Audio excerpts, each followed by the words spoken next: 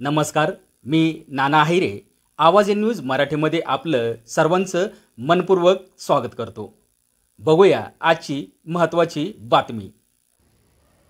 नगर परिषदेसाठी आदर्श आचारसंहिता लागू झाल्यानंतर नाशिकच्या मनमाड, नांदगाव, चांदवड, येवला शहर परिसरात नगर परिषदेच्या वतीने शहरातील फलक हटवण्याचे काम हाती घेण्यात आले आहे. आचारसंहितेचा भंग होणार नाही असे फलक झाकण्याचे काम नगर परिषदेच्या कर्मचाऱ्यांनी सुरू केले आहे.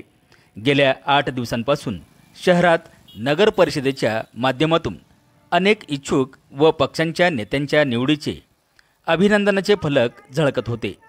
असे फलक काढण्यासाठी मनमाड नगर परिषदेचे कर्मचारी ट्रॅक्टर JCB घेऊन कामाला लागले असून यावेळी मोठमोठे फलक हटविण्यात आले. शहर परिसरातील फलक, बॅनर्स आणि पोस्टर्स काढण्यात आल्याने चौकांनी मोकळा श्वास घेतला असून नागरिकांनी देखील समाधान व्यक्त केले आहे. आवाज एन न्यूज मराठी, मनमाड, नाशिक.